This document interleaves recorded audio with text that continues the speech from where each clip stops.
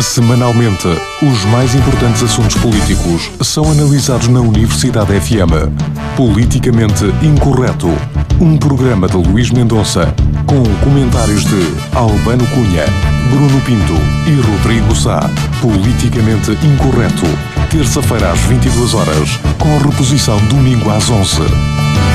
Bem-vindos a mais uma emissão do programa aqui na Universidade FM. Vamos então aqui debater mais assuntos que se vão discutindo no dia-a-dia. Aqui em relação à nossa região vamos trazer o tema que é a notícia do dia aqui na rádio. Hoje, para 2018, o Presidente da Câmara de Vila Real, Rui Santos, promete várias obras na cidade e no concelho. Para isso vai aproveitar os 16 milhões de euros do Plano Estratégico de Desenvolvimento Urbano, o PEDU, para reabilitar algumas ruas e artérias da cidade. Vamos então aqui ouvir que Rui Santos diz que em breve serão iniciadas obras em Montezelos, na Avenida Carvalho Araújo e na Avenida Dom Dinis, entre outras. Outro dos assuntos que vamos aqui debater no programa de hoje é o de Mário Centeno no Eurogrupo. Mário Centeno assume funções como Presidente do Eurogrupo a 13 de janeiro. Vamos então mais à frente tratar este assunto. Mas para já começamos então pelo assunto da Câmara de Vila Real, daquilo que se espera que venha a ser o próximo ano de 2018 em Vila Real.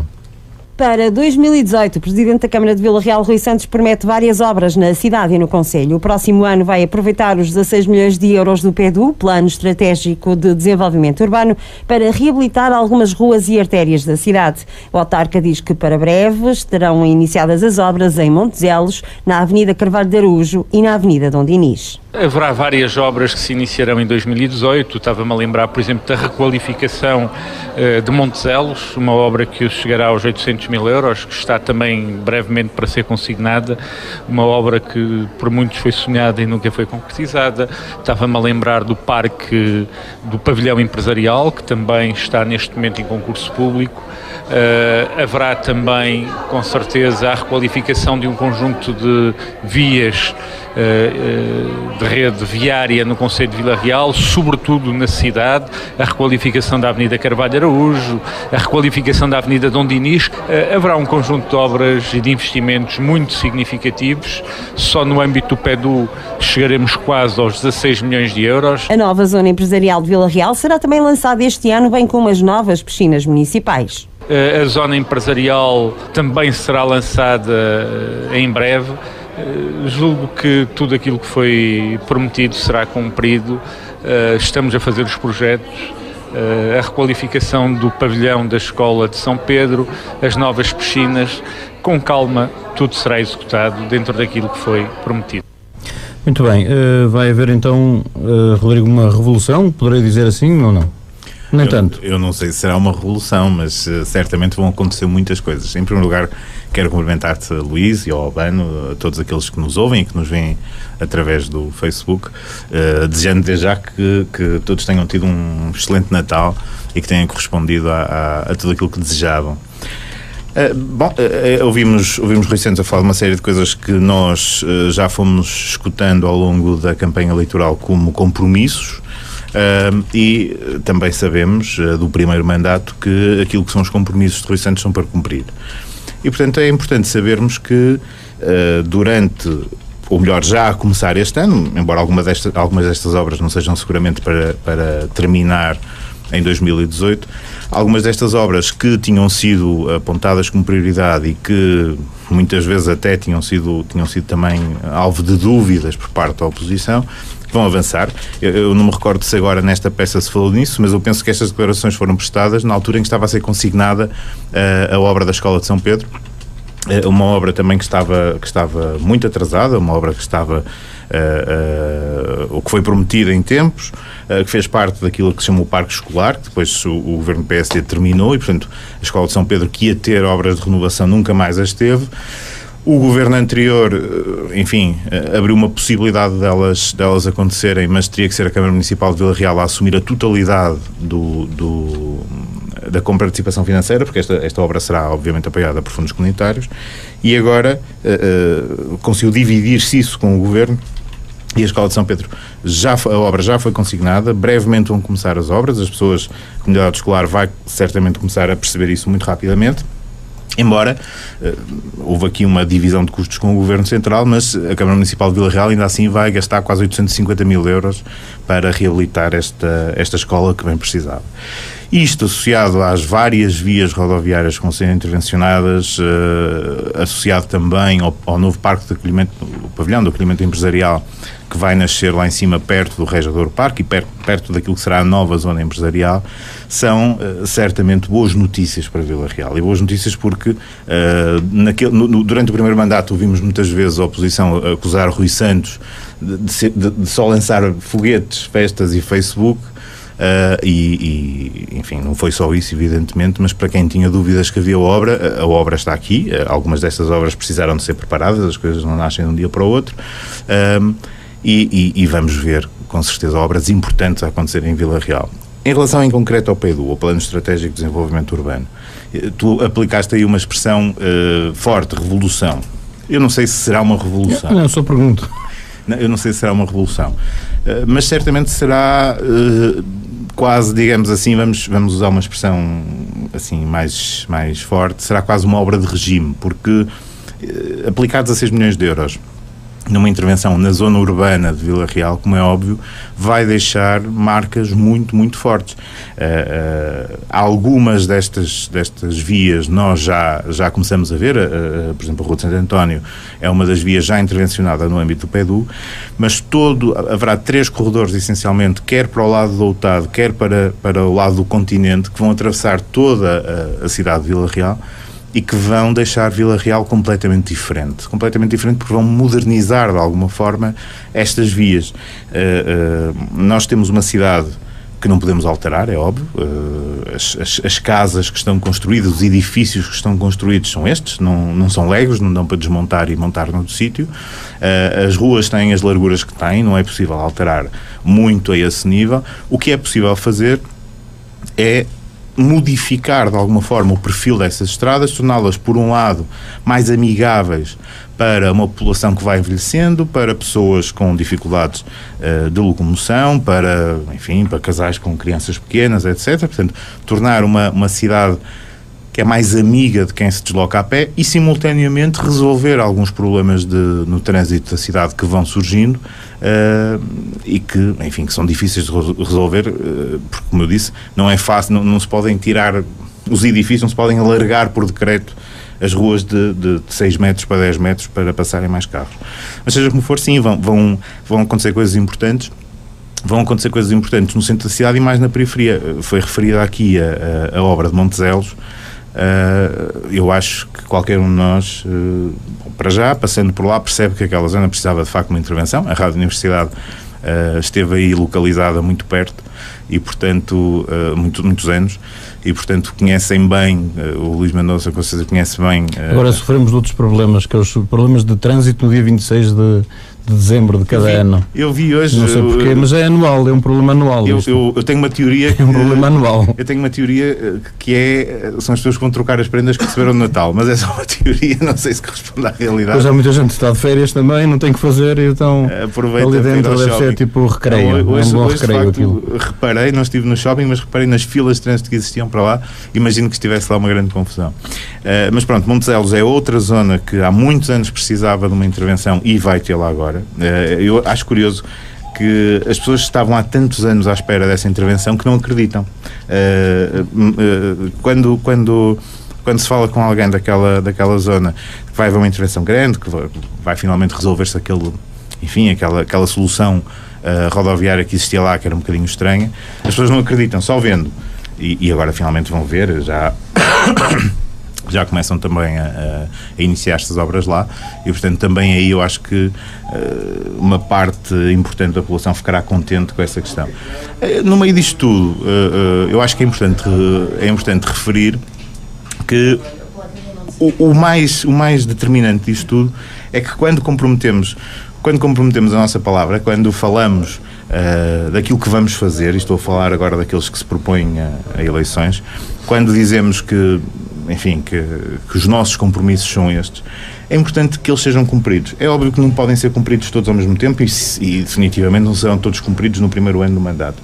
Mas é importante que as pessoas percebam que não foram palavras ocas, e isso aumenta a confiança, por um lado, das pessoas nos políticos, nos eleitos, e por outro lado melhora a nossa vida, porque se vão ser feitas estas intervenções, se vai ser feito este investimento, se vamos ter um pavilhão de acolhimento empresarial onde podemos receber mais empresas, criarão mais emprego e dinamizarão a economia, se podemos ter uma escola melhor para as nossas crianças aprenderem com melhores condições, estarem melhor preparados para o futuro, se vamos ter uma forma mais simpática de nos deslocarmos dentro da cidade, diminuindo o stress, diminuindo o desgaste dos nossos automóveis e de nós próprios, não é?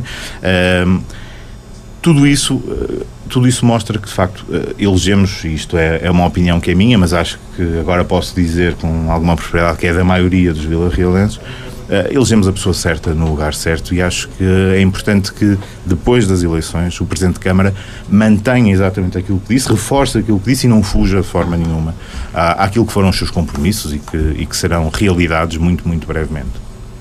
Muito bem, então vamos ouvir a opinião do Albano. Luís, boa noite, cumprimento a ti, ao Rodrigo, ao nosso auditório, e esperando, tal como o Rodrigo disse, que toda a gente tenha tido um santo e feliz Natal e que tudo corra pelo melhor e que entremos todos no ano novo com o pé direito, até porque no próximo programa já estaremos, se Deus quiser, no próximo ano de 2018. Em relação a este assunto, é verdade que existem algumas zonas em Vila Real que já deveriam ter sido intervencionadas há algum tempo, sendo que a zona de Montezelos é uma velha questão, e sei do que falo pela simples razão de que os meus pais moram lá e, portanto, ninguém é melhor do que eu, que estive ali desde os meus 11 aos meus 18 anos, 17 anos a viver todos os dias e depois a partir daí a ir vivendo. É de facto algo que teria que ser feito. É uma zona que não tem passeios, é uma zona com muitas dificuldades ao nível do trânsito, não pela quantidade do trânsito que lá existe, mas pela qualidade do trânsito que ali se faz, que também é importante. E depois existem outras zonas da cidade que de facto devem ser intervencionadas. Eu acho que, ao contrário do que dizias, Luís, acho que o trânsito não foi um problema só do dia 26 de dezembro. Acho que o trânsito tem sido um problema em Vila Real, por aquilo que vou vendo, tem sido um problema cada vez mais crescente, cada vez mais exigente e um problema que certamente estará nos cadernos de encargos, chamemos assim, da Câmara Municipal para o próximo mandato. Toda a gente sabe que Vila Real, se quer crescer, tem que ter boas vias para evitar problemas de trânsito. Eu digo isto porque uma das razões pelas quais as pessoas vão preferindo cidades do interior às do litoral, as poucas que o fazem, é exatamente a inexistência de trânsito. Eu recordo que, por exemplo, no meu caso, que não tenho, embora passe a maior parte do tempo fora de Vila Real, não tenho problemas de trânsito porque vou para Sul. A maior parte das vezes, quando saio de Vila Nova de Gaia, vou em direção a Aveiro. Mas há quem vá em direção ao Porto e portanto, para se ter uma ideia,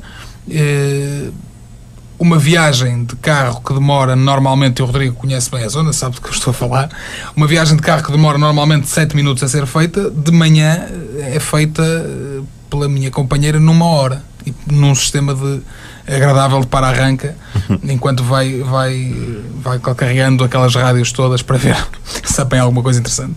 E aqui em Vila Real queremos evitar exatamente isso, e acho que é a hora e a altura da Câmara Municipal se preocupar com esse problema, de perceber que há, de facto, já temos hora de ponta em Vila Real.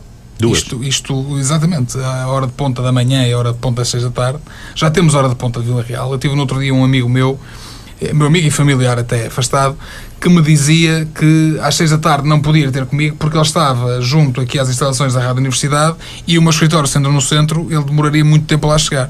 E, portanto, a questão do trânsito é uma questão importante e é uma questão que tem que ser resolvida.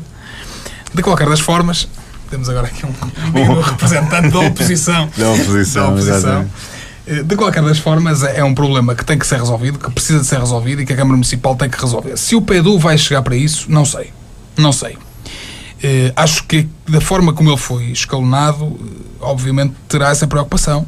Não, e neste momento posso dizer-te que estão a ser terminados 2 estudos, um relativamente ao tráfego na cidade de Vila Real e outro relativamente ao estacionamento na cidade de Vila Real, em que se procura precisamente perceber quais são os fluxos de trânsito, porque a nossa cidade cresceu de uma forma inesperada em alguns aspectos, Tanto que, por exemplo, nós vemos aquilo que é a Carta Educativa, que foi feita há alguns anos atrás e que determinava, por exemplo, que de acordo com aquilo que se previa serem os crescimentos populacionais e os fluxos de pessoas, que faria todo sentido construir aquele centro escolar que foi construído em Andrés, o Centro Escolar do Douro, e agora percebe-se que o Centro Escolar do Douro tem quase metade das salas vazias, porque não correspondeu minimamente à realidade. E, portanto, é importante estudar essas coisas e de preferência estudar por quem esteja no terreno e saiba o que está a fazer, para percebermos exatamente quais são os fluxos e porque é que surgem esses problemas, porque eles surgem de facto. Hoje temos tráfego a mais, vamos dizer assim, pelo menos em 2 momentos do dia, em relação àquilo que seria de esperar, e a verdade é que em Vila Real não foram encerradas ruas, também não foram construídas ruas, e o problema do tráfego tem-se ainda a agravar e é um bocadinho quase inexplicável como é que, havendo o mesmo número de pessoas aproximadamente, de acordo com o PST, até havendo muito menos pessoas, como é que de repente... mais carros?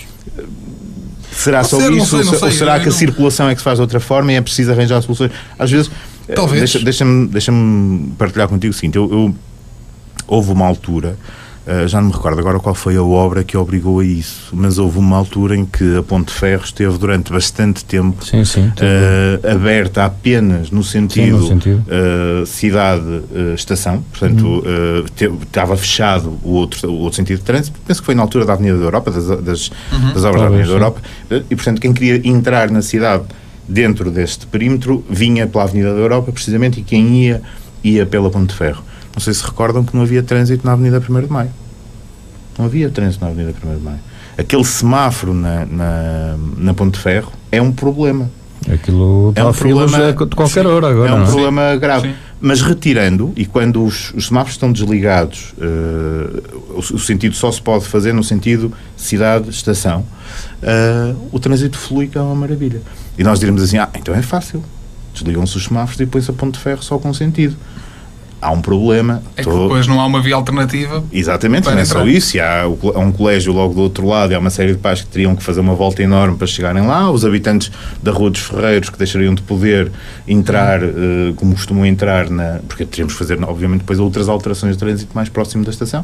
E, portanto, era uma decisão que resolveria, por exemplo, o problema na Avenida 1º de Maio, na Avenida Carvalho Araújo, nessa rotunda, até à rotunda da Onda, todo esse problema ficaria resolvido. Não há filas de trânsito quando o semáforo está aberto, mas criaríamos outros problemas e haveria gente que deixaria de ter a mesma acessibilidade que hoje tem. Portanto, isto tem que ser tudo muito bem pensado, e é por isso que eu digo, o facto de estarem a completar já os estudos de tráfego da cidade de Vila Real e os estudos de estacionamento vai permitir ter uma ideia mais realista eu fiquei espantado, por exemplo, na altura em que se fez a obra na Avenida da Europa.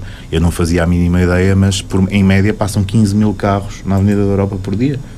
15 mil automóveis numa cidade do tamanho da nossa, com 50 mil habitantes em todo o concelho, é imenso, é uma coisa brutal. É bastante, mas depois há outras alterações que eu faço desde já uma declaração de desinteresse, digamos assim, porque eu não tenho experiência nenhuma em questões de trânsito e não percebo nada de trânsito. Mas, por exemplo, ali junto ao Pioledo, aquela requalificação naquela rua, que eu não sei o nome... Pegas do Calvário. Sim, exatamente.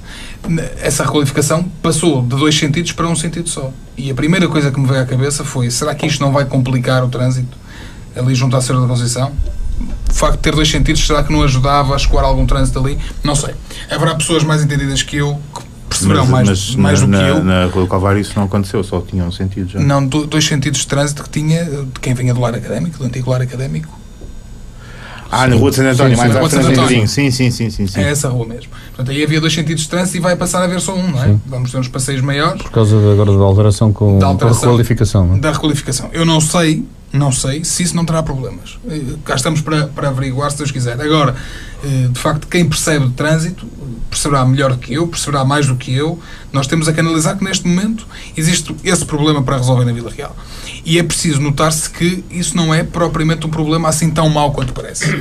Eu sei que isto não vai parecer muito bem dizer-se, mas todas as cidades desenvolvidas da Europa onde eu passei, todas elas têm trânsito. Todas. Sem exceção. Todas. E, portanto, havia um amigo meu que me dizia que o trânsito é um indicador de desenvolvimento. Não é propriamente assim, mas também não é mentira de todo. O facto de haver um fluxo maior de tráfego quer dizer que, das duas uma, ou há mais habitantes, ou há mais pessoas a virem a Vila Real.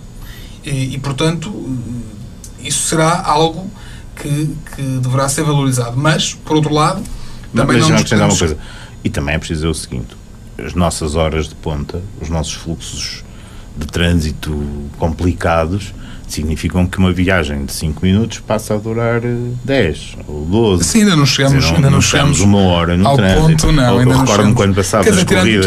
Tirando este dia 26 e outros exemplos. Não, ou no dia das corridas, no dia a seguir às corridas, ao primeiro fim de semana, houve um problema por causa da abertura aqui deste acesso da Avenida da Europa à Avenida...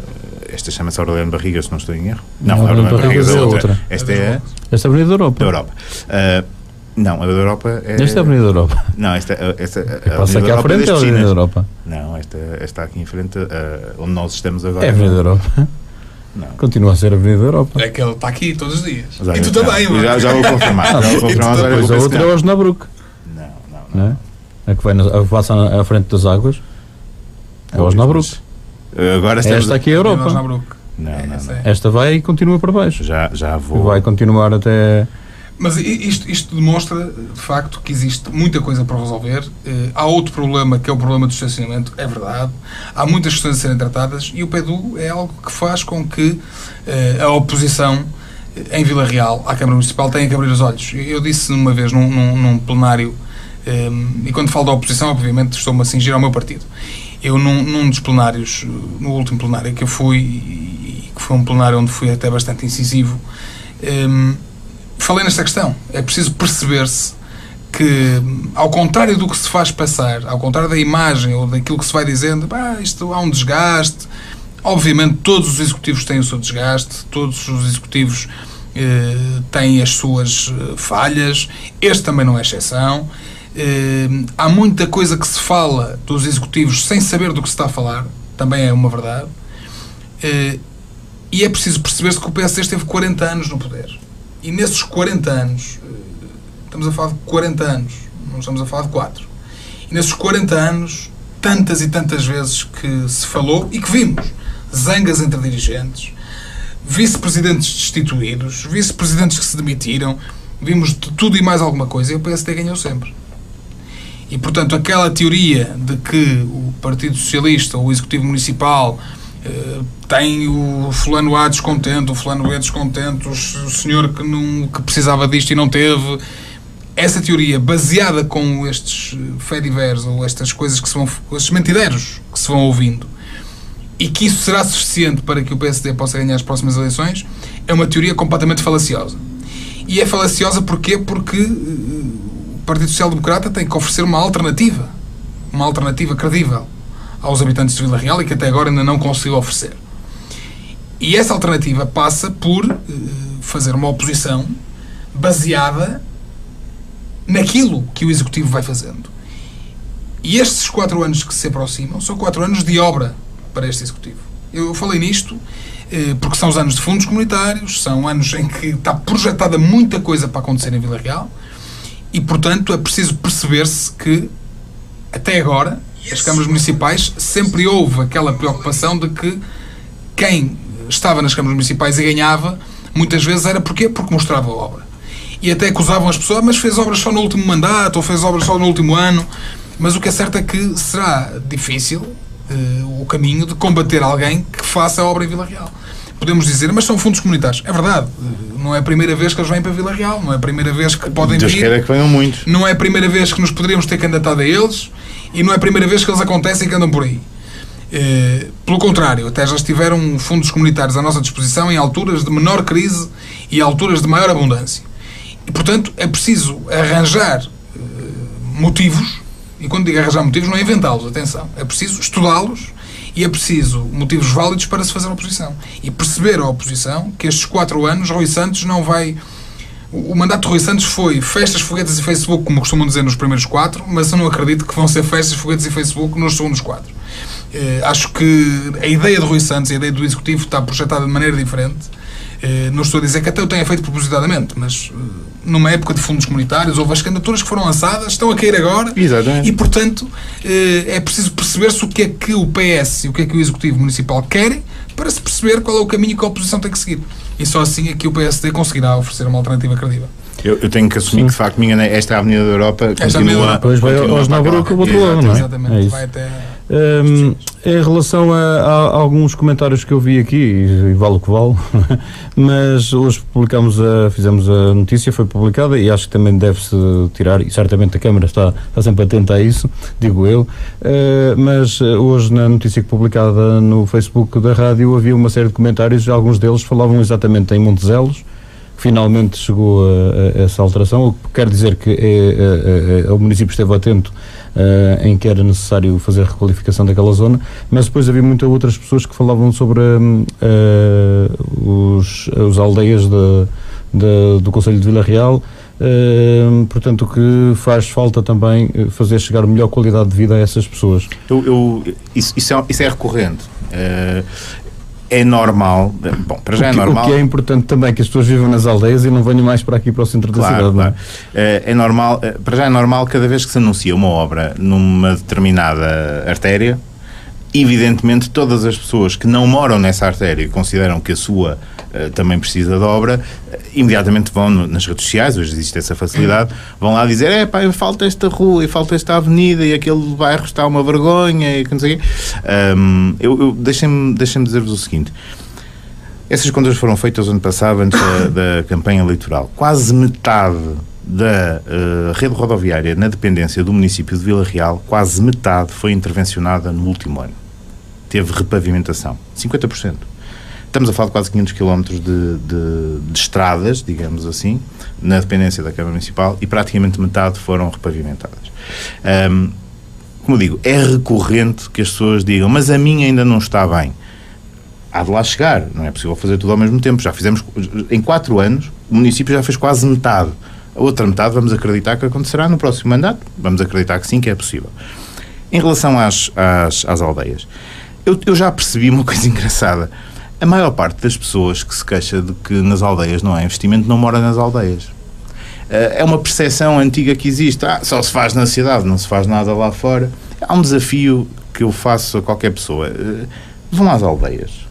Eu fui descobrir sítios que hoje estão repavimentados com alcatrão, em Nogueira, que eu duvido, eu não percebi, honestamente. Eu passei lá muito recentemente, eu não percebi como é que a máquina de pavimentação passou lá, por aquilo ser tão estreito. Portanto, o investimento que basta dizer o seguinte, bastará dizer o seguinte: ao longo do último ano foram investidos, ao longo do último mandato, foram investidos quase 20 milhões de euros em saneamento básico. Todo o saneamento básico que foi feito, foram mais de 100 km, foram 108, 110 km de condutas que foram postas em estradas. Todas as estradas, todas sem exceção, por onde passou saneamento, todas. Foi aberto o buraco, foi posta a manilha, passou a existir saneamento e todas foram repavimentadas. Nem todas com betuminoso, algumas com um paralelo, que era o que já existia, mas ao contrário do que era o costume fazer, sem que se rasgava, depois punha-se o remendo no sítio onde passava o tubo, todas foram repavimentadas. Ora, se nós sabemos que desses mais de 100 km de saneamento, a grande, enorme, esmagadora maioria foi feita no mundo rural, como é possível dizer-se que não foi feita a repavimentação no mundo rural? Ele está lá. As pessoas que moram, que moram fora da cidade vêm-no à porta. Aliás, já agora, permitam-me aqui um parênteses. É a minha opinião, se Rui Santos, se a candidatura do PS teve um resultado tão interessante no mundo rural, fora da cidade, a minha opinião, a minha análise, é que muito se deveu precisamente a isso, a que as pessoas... não era necessário pôr lá os cartazes 8x3 que o PSD não gostava. As pessoas saem de casa e vêm o pavimento novo, além de passarem a ter as suas casas ligadas ao saneamento.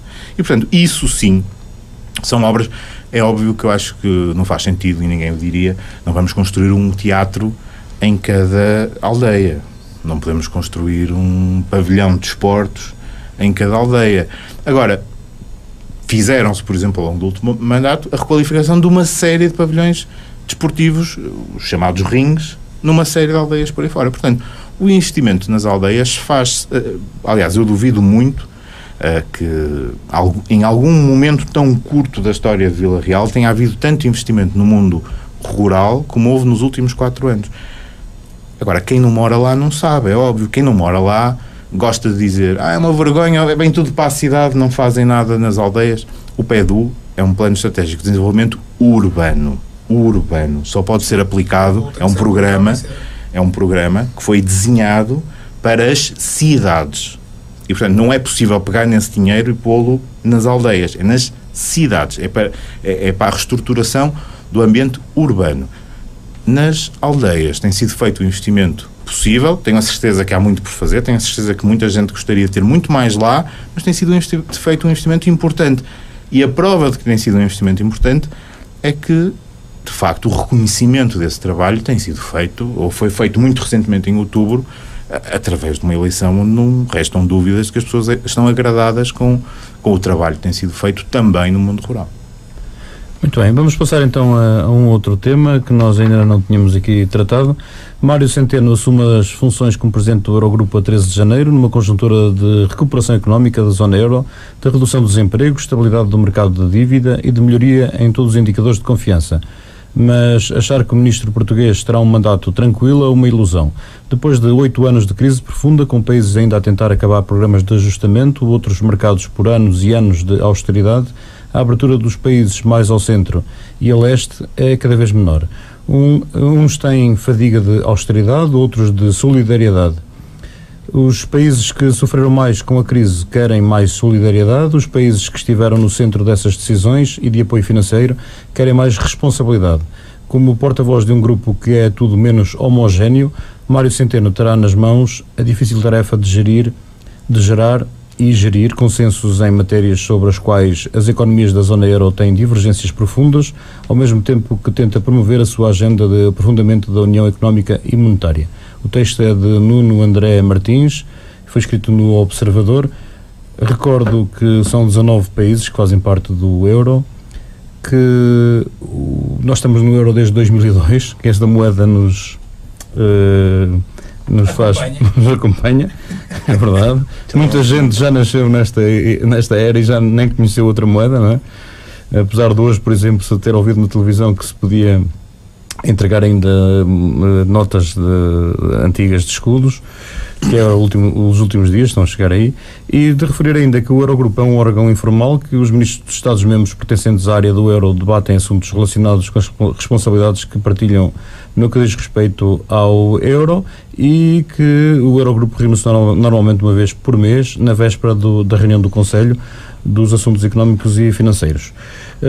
Alberto, começa então agora por ti esta questão de Mário Centeno no Eurogrupo. Ora bem, Luís, é uma questão que agrada ao Partido Socialista, é Mário Centeno e a mais ninguém. Sinceramente, acho que não agrada a mais ninguém.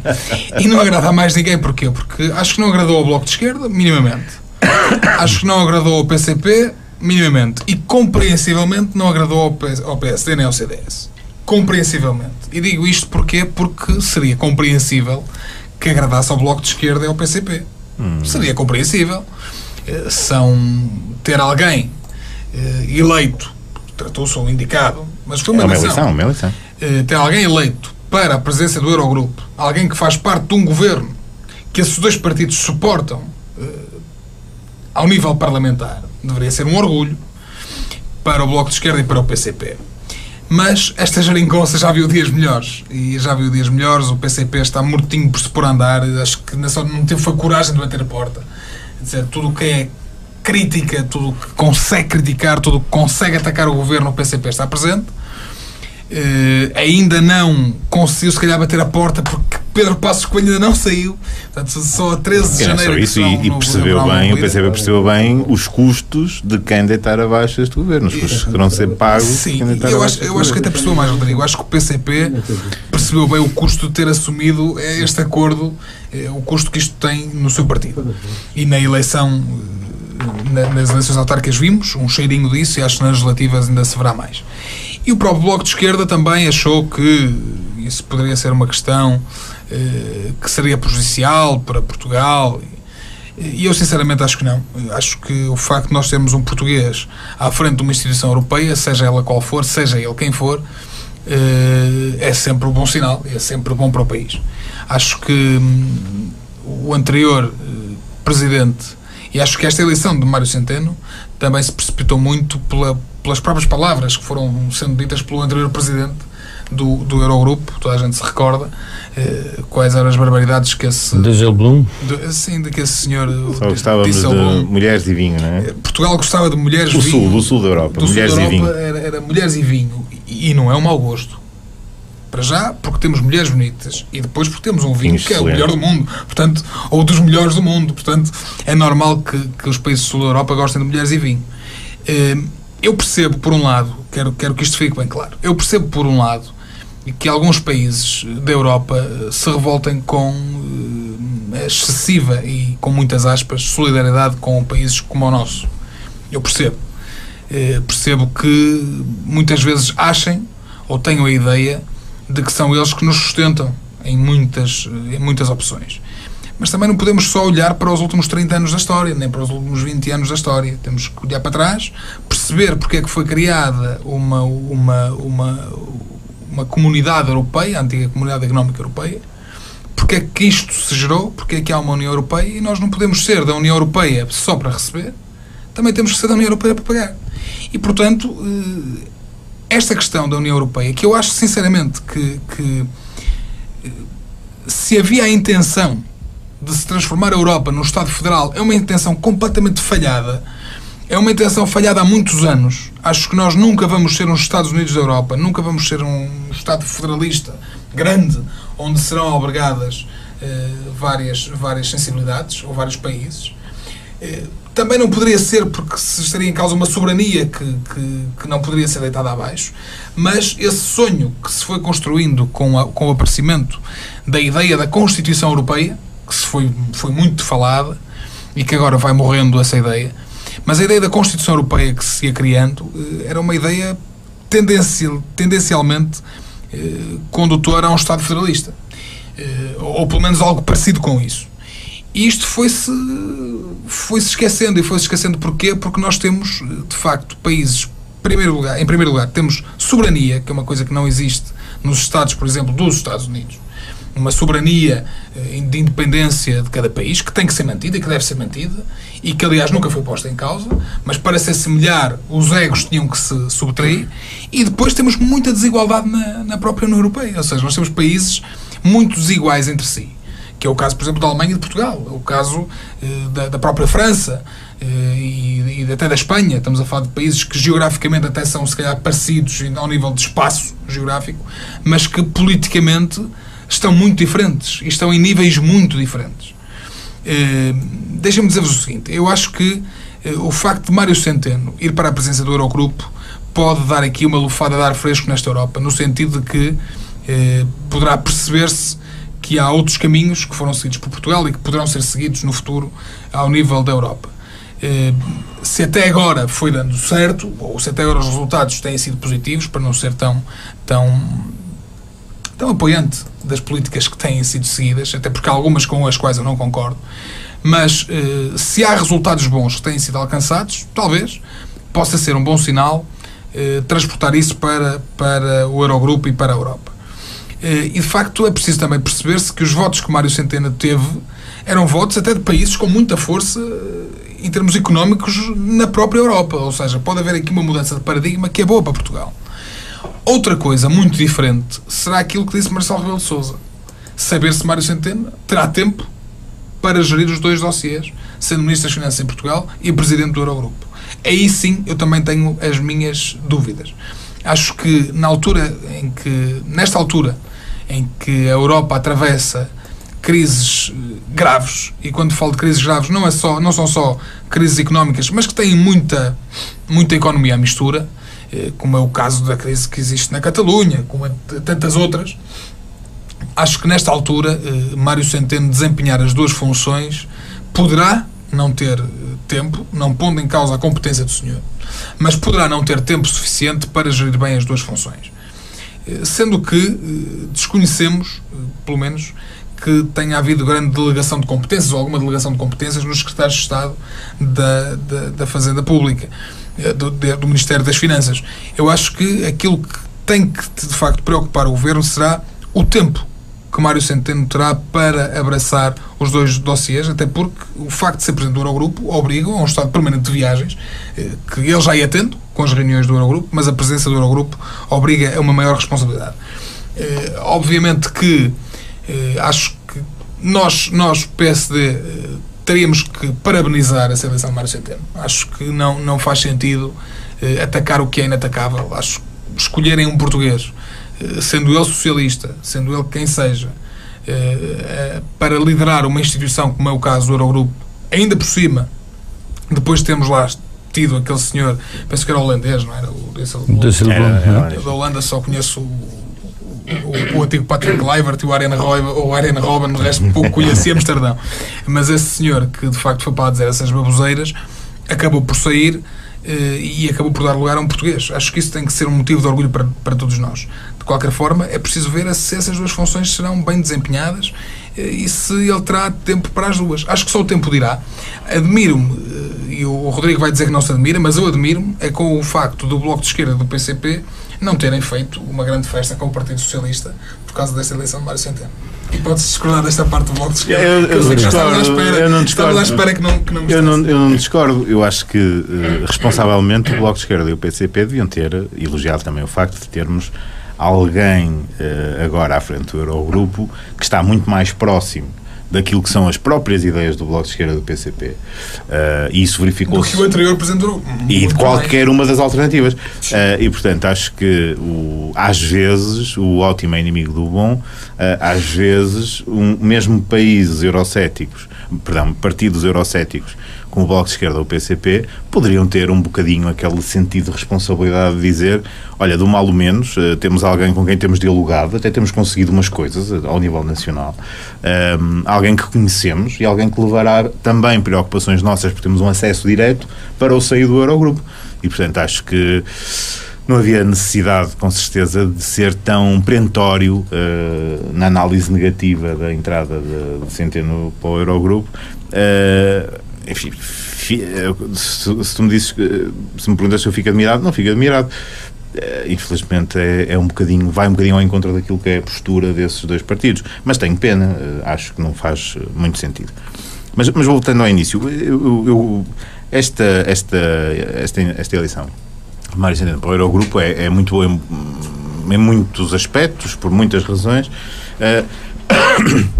mas a mim particularmente, assim, um título quase mesquinho, pessoal, apetece-me brincar com o facto, pegando até numa frase que foi dita ainda agora pelo Albano.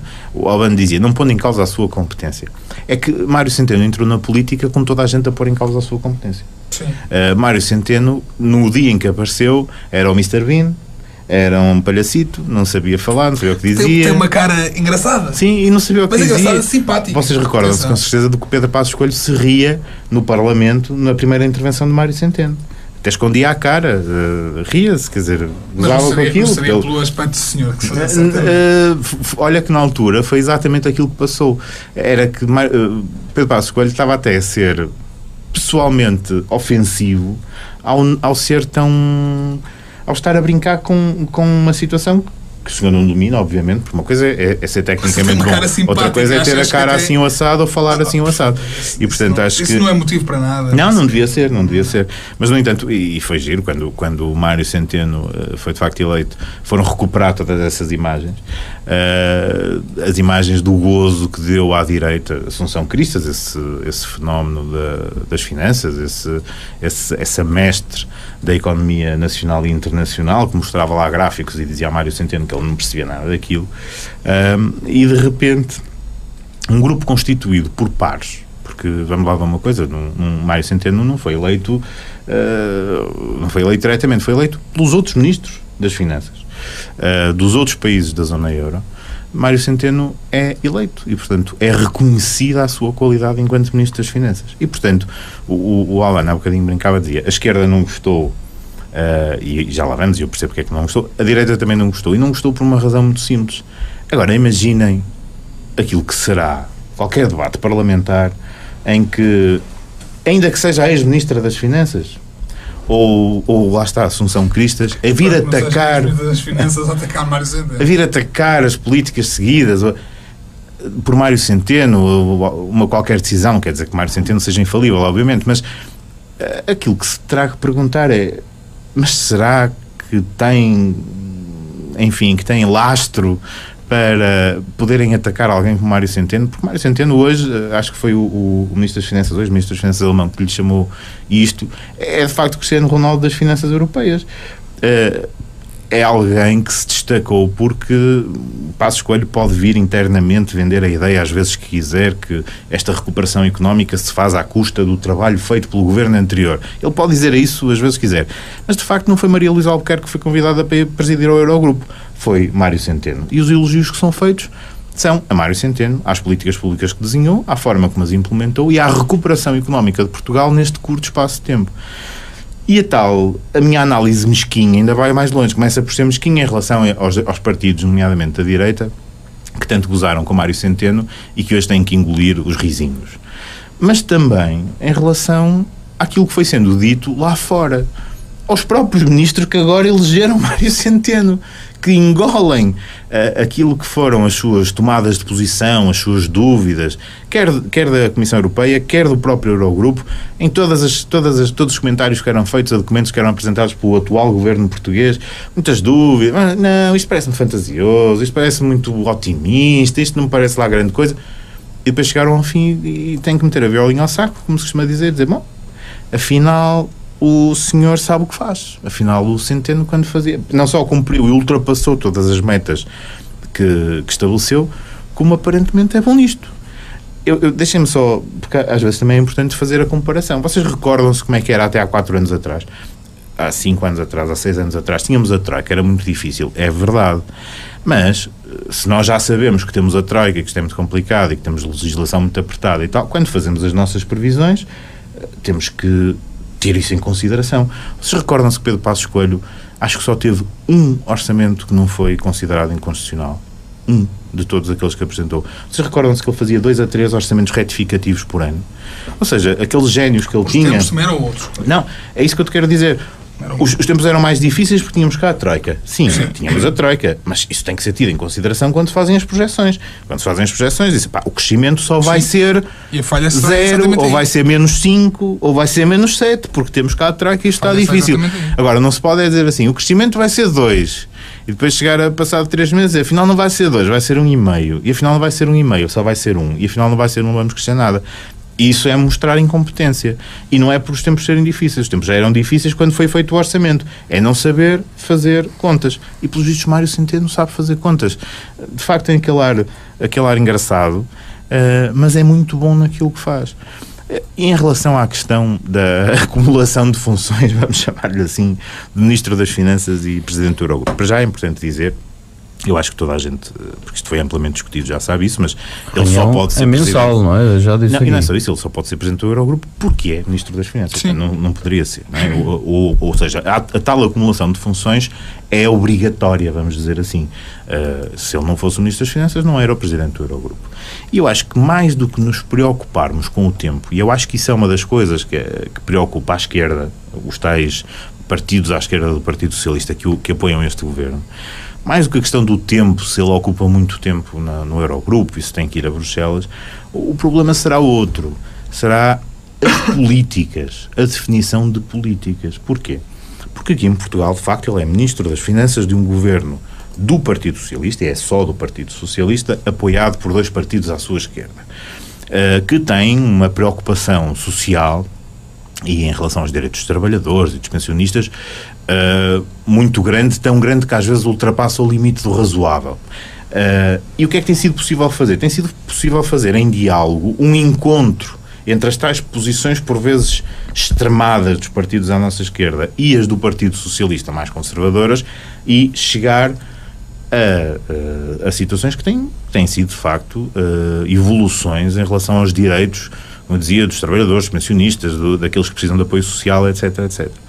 Ou seja, Mário Centeno acaba por estar, se quisermos, a governar em termos económicos um bocadinho à esquerda daquilo que seria a sua tendência natural, porque é puxado para a esquerda pelo Bloco de Esquerda e pelo PCP.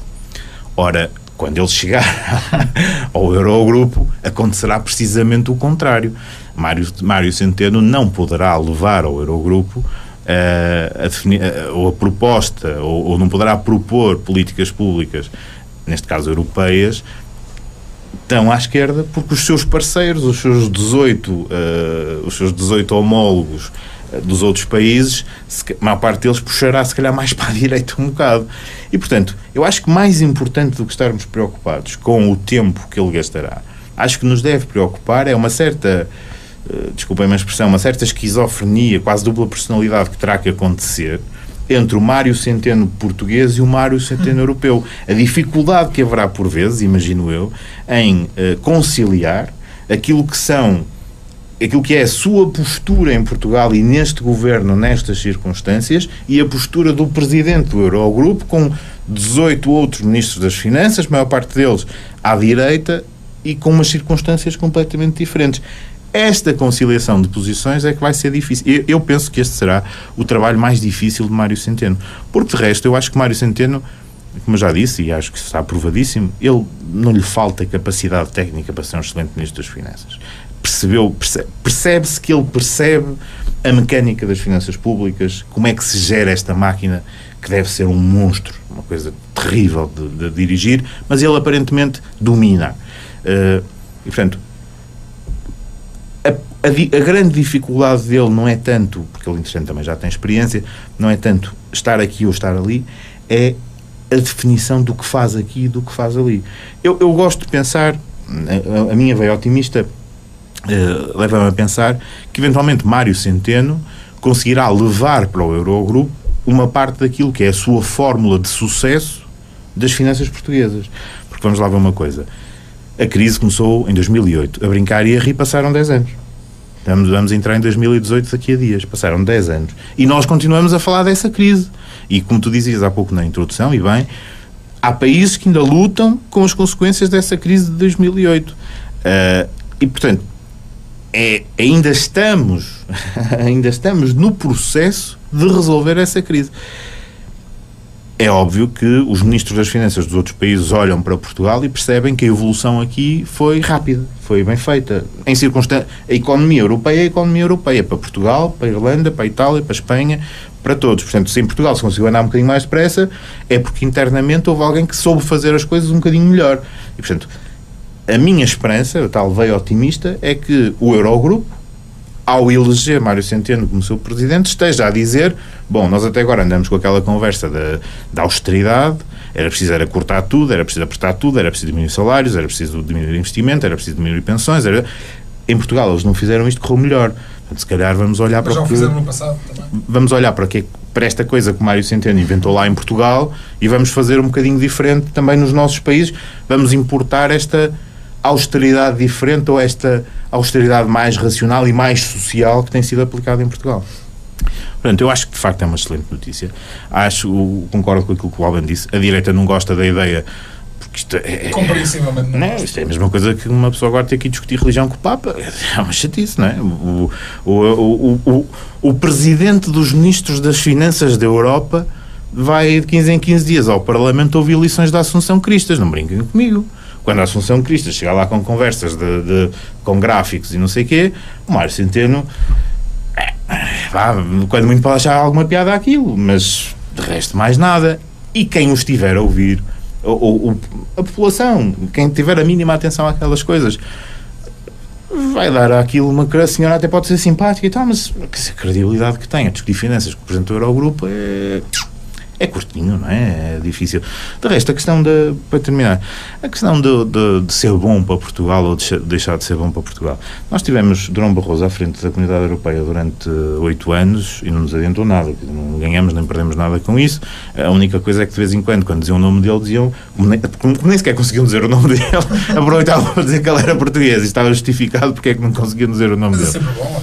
Não sei se já disse aqui, eu acho que já disse, a única vantagem foi de que eu consegui ir até ao andar onde ele estava e conhecer o gabinete do Presidente da Comissão Europeia. Porque se calhar de outra forma, certamente não conseguia. De outra forma, se calhar não conseguia, não é? Dessa forma conseguia realmente ir ao local onde se... não só eu, outros jornalistas puderam ir. Mas de facto, para Portugal não houve nenhuma vantagem. Não se pode dizer assim, fomos beneficiados neste aspecto. Não fomos. O Presidente da Comissão Europeia, de resto, fez aquilo que é a sua obrigação, trabalhou de igual forma com todos os países, também nós não podemos esperar que ele nos beneficiasse, e não podemos esquecer, por exemplo, que quando começou a aplicação das políticas de austeridade, ainda José Manuel Durão Barroso era Presidente da Comissão Europeia, e portanto, se levamos Castanhada a sério, também o devemos a ele. Portanto, não temos nada que lhe agradecer. E portanto, também não acredito que Mário Centeno traga benefícios para Portugal, para além do facto de cada vez mais se poder dizer que a fórmula que tem sido utilizada em Portugal, que é contrária àquilo que era advogado pelo FMI, pelo Banco Central Europeu, pela Alemanha, etc., em relação às finanças públicas europeias, e que eles achavam que era a melhor fórmula para resolver o problema da crise, bom, fica provado que não era, e que a melhor fórmula era aquela que nós aplicamos aqui e que deu resultados. Portanto, volto a dizer, espero, e penso que é isso, penso que se pode ler do que aconteceu isso mesmo, penso que aquilo que vai ser levado para o Eurogrupo é um pouco da fórmula portuguesa e de quem a aplicou. A tal dicotomia Europa-governo português, não sei como é que vai, é difícil. Mário Centeno vai ter um trabalhão, porque eu estou convencido que Mário Centeno aqui terá que se sentar à mesa e lá está, nomeadamente com os partidos à esquerda, e negociar determinadas políticas, determinadas peças legislativas, alterações em termos de legislação laboral, etc. E depois vai chegar ao Eurogrupo e o conjunto dos ministros definirá coisas bastante diferentes e ele estará a defender uma num sítio e outra no outro e vai entrar necessariamente em contradições que com certeza depois também os nossos jornalistas farão questão de chamar a atenção e todos discutiremos essas questões no momento certo. Muito bem, então ficamos por aqui nesta emissão, voltamos na próxima semana com mais uma emissão de Politicamente Incorreto. Semanalmente, os mais importantes assuntos políticos são analisados na Universidade FM. Politicamente Incorreto, um programa de Luís Mendonça, com comentários de Albano Cunha, Bruno Pinto e Rodrigo Sá. Politicamente Incorreto, terça-feira às 22 horas, com reposição domingo às 11. Universidade FM.